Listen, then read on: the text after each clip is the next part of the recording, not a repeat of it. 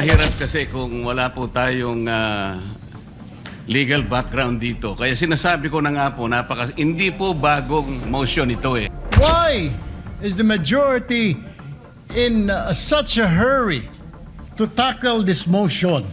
They're in a hurry because of news reports that probably two of our colleagues might land in jail this weekend. Is that the reason why?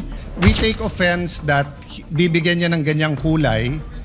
It's just like us saying, are you afraid if we have the hearing on the Blue Ribbon on flood control, mababanggit ka rin?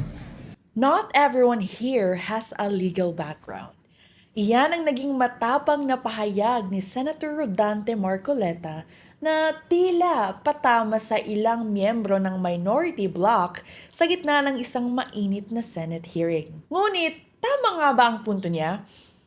Kailangan bang maging abogado upang questionin ang mga testigo at suriin ang mga ebidensyang inilalahad sa Senado? O may mas malalim na isyong natatabunan ng debating ito? Welcome back to Do Not Know channel. President, without giving meaning to anything, ito pong mahirap kasi kung wala po tayong legal background dito. Kaya sinasabi ko na nga po, hindi po bagong motion ito eh. Hindi siya bagong motion.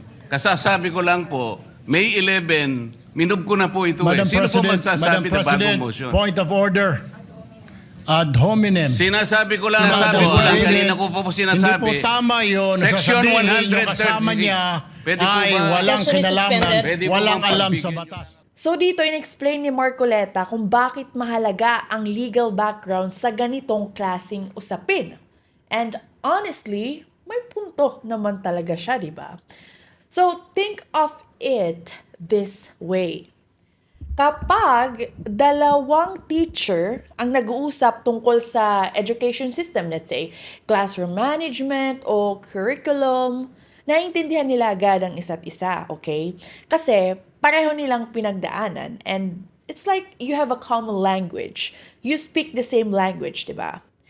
Pero kung kukuha ka ng engineer at ilalagay mo siya sa mundo ng pagtuturo, kahit gaano pa siya katalino o kasipag, may mga nuances at technicalities na hindi niya agad maiintindihan dahil hindi naman yon ang kanyang expertise. And ganito din ang punto ni Marcoleta. Ang sinasabi niya, kapag batas ang pinag-uusapan, may sariling framework, terminology, at interpretasyon ang legal profession. Kaya natural na iba ang pagtingin ng isang abogado kumpara sa isang hindi abogado.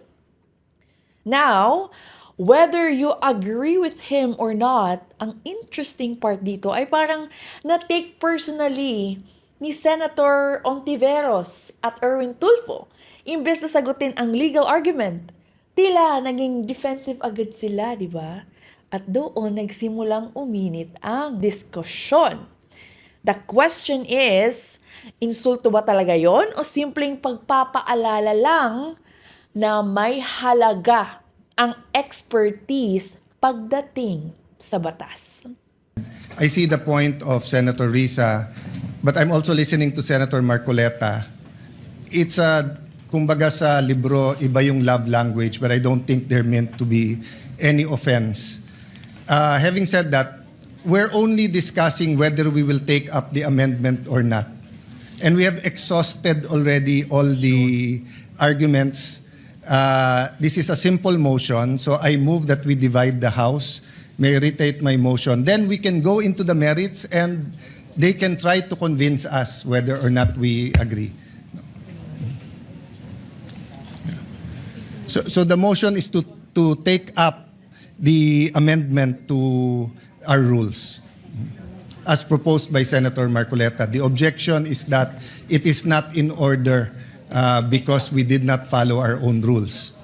Now moving on to Senate President Peter Cayetano's remarks, what I found interesting here is that Cayetano essentially acknowledged that he understood where both sides were coming from. naiintindihan niya ang punto ni Senator Risa Ontiveros, pero naiintindihan din niya kung ano ang sinusubukang iparating ni Senator Marcoleta. And that's important because from his perspective, this wasn't just about who was the right or wrong. Ang nakikita niya ay dalawang magkaibang paraan ng pagtingin sa parehong issue. Kaya nang banggitin niya ang tungkol sa dividing the house, parang ang punto niya ay hindi dapat mauwi ang hearing sa pagbuo ng magkakamping grupo na mas nakatuon sa politika kaysa sa paghahanap ng katotohanan. Okay? Kasi, once the discussion becomes about personalities and factions, nawawala ang focus sa tunay na layunin ng hearing. So, imbis na suriin ang testimonya, ang ebidensya at mga pahayag na nasa mesa, ang usapan ay napupunta sa kung sino ang kakampi at kung sino ang kalaban. Make it make sense. And I think that's what Cayetano was trying to prevent. His message seemed to be this: the Senate should be acting as one institution seeking answers and not as opposing camps trying to score points against each other. Because at the end of the day, the public is not watching to see sinong senador na mananalo sa argumento. They're watching because they want answers. We want answers. Madam President, Before that, Madam President, yes, we recognize Senator Erwin Tulfo. Madam President, my question is, why is the majority in such a hurry to tackle this motion? This allowing a senator for justifiable reasons to attend and participate in the session through teleconference, whereas in Rule 14, Section 41, under B, it says convene and hold a session through teleconference, video conference, or other reliable forms of remote or electronic means using appropriate informations and communications technology system due to force majeure, Madam President, or the occurrence of a national emergency. I guess, Madam President, this justifiable reason, what is that? Does that fall under force majeure or does it fall under national emergency, Madam President? My question Madam is, Chair. why are we in so hurry? Why are they, the majority, in a hurry to tackle this motion and divide the House, Madam President? We need answers in the minority. Madam Chair. Or is it because, Madam Chair, they're in a hurry because of news reports that probably two of our colleagues might land in jail this weekend? Is that the reason why? Is that the reason why they have to have this inserted, the Section 41C, para makaboto po kung sino man yung makukulong dahil sa announcement ng ombudsman na may lalabas na po ang warrant ng ilan sa mga kasama natin, Madam President. That is my question, Madam Madam President. Chair, Mr. Erwin Tulfo, dito talaga ako napapailing sa'yo eh. Kuhang-kuha mo yung inis ko. Kasi habang pinapanood ko to, no, ang tanong na paulit-ulit na pumapasok sa isip ko ay bakit parang ayaw nating pag-usapan ng isyong ito ng mas malalim. Eh, di ba, yun naman talaga ang layunin ng hearing? Di ba? Hindi naman agad naghahanap ng hatol ang mga tao. Hindi naman sinasabing guilty ka agad. O kung sino man ang napangalanan. Ang gusto lang ng publiko ay mga sagot at malinawan. Gusto naming madinig ang magkabilang panig at makita ang ebidensya. Di ba?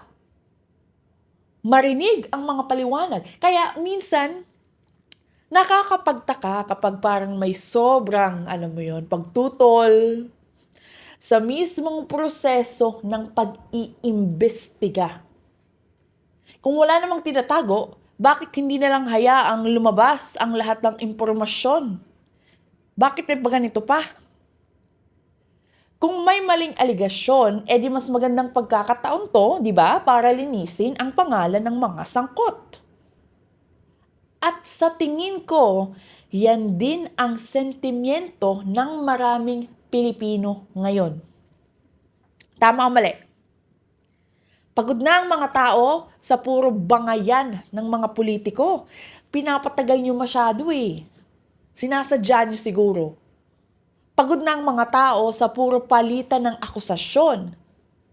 We want the truth. Simple lang naman ang hinihingi ng mga Pilipino, di ba? Pero dahil may mga protector kayo dyan sa loob, dinidelay nyo at akala nyo makakalimutan namin, hindi. Dapat nyong pakinggan ang mga testigo. Bigyan ng pagkakataong sumagot ang mga napangalanan at pagkatapos, hayaan natin ang publiko na humusga base sa mga katotohanang lumabas. Dahil sa huli, hindi ito tungkol sa kung sinong senador ang nanalo sa argumento. Hindi ito tungkol sa ego. Sa politika. Tungkol po ito sa paghahanap ng katotohanan. We want justice. At sa tingin ko, yan ang dahilan kung bakit maraming Pilipino ang tutok na tutok sa hearing na to. The We recognize gentleman Senator- is out Senate of President. order because his question sa nagmamadali, bakit, can be discussed in the actual motion.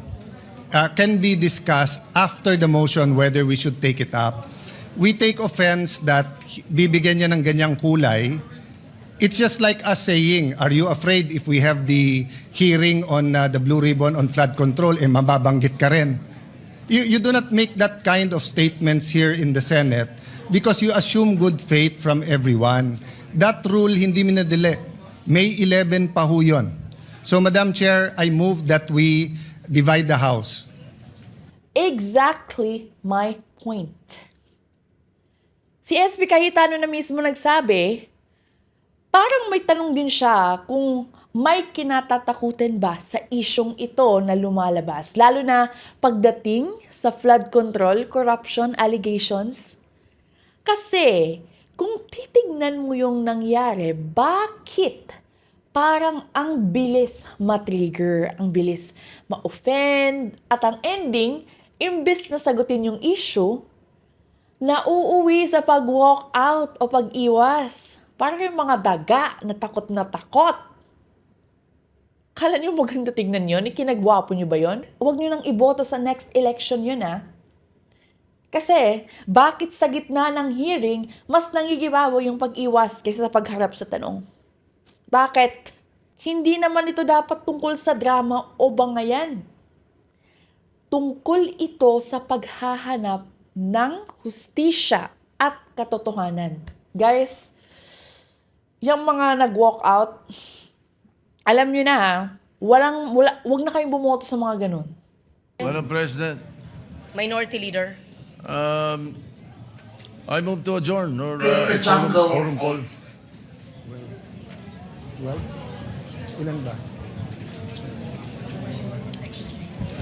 That is a higher precedence, Madam President.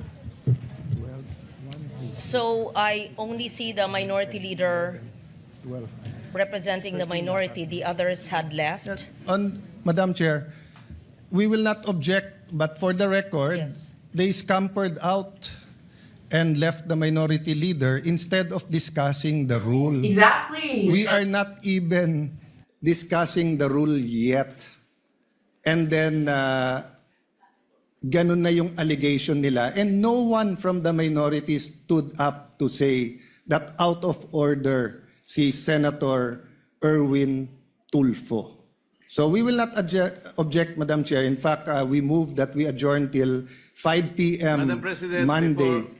before that, Madam Before we President, adjourn. motion to adjourn is Senate not President. debatable. Akala ko ba magaling sa rules? We're not Parliamentary debating. inquiry. It's not We're not debatable, debating Madam minority Parliamentary President. inquiry, report. Move to Madam adjourn. President. We're I'm not debating, and Madam we Chair. will indeed adjourn. Guys, paano nanalo si Senator Tito Soto? Paano siya naging minority president? Kasi honestly, ang dami nangyayari sa hearing na parang nawawala na yung control sa narrative. Mag-host na lang kaya siya ulit sa Itbulaga. Kasi if you're the minority leader, dapat ikaw yung may hawak ng direksyon ng block mo. Ikaw yung magsiset ng tone, ikaw yung mag-filter ng focus. Pero, ang lumalabas, imbes na unified at controlled yung discussion, naging chaotic yung exchange. So, napapatanong tuloy yung mga nanonood. Sino ba talaga yung may grip sa usapan dito? Kasi kung hindi mo rin makontrol yung sarili mong members, paano mo ipapakita na solid yung panig mo sa mas malaking debate? And let's be real here, sa ganitong klaseng hearing, hindi sapat yung presence lang. You need direction. You need discipline. You need direction. You need discipline. You need clarity. Kasi kung wala yon, ang nangyayari, puro ingay, puro sabayan, sapawan, walang malinaw na konklusyon na nakakarating sa publiko. You know, it exposes a bigger issue kung sino ba talaga yung nakatutok sa substance at kung sino yung nagdadala lang ng momentum ng discussion. At the end of the day, guys, this is exactly why people are divided.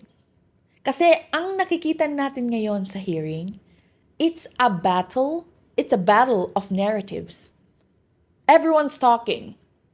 Everyone is reacting. Everyone is defending their side. But very few are actually slowing down to answer the real question. What is the truth here? And let's be honest, when emotions are high, when egos are involved, when politics is in the room, the truth is usually the first thing that gets buried. So the real challenge is not just who spoke louder or who looked stronger on camera. The real challenge is simple. Malapit na ba tayo sa katotohanan? Or did we just get better at arguing?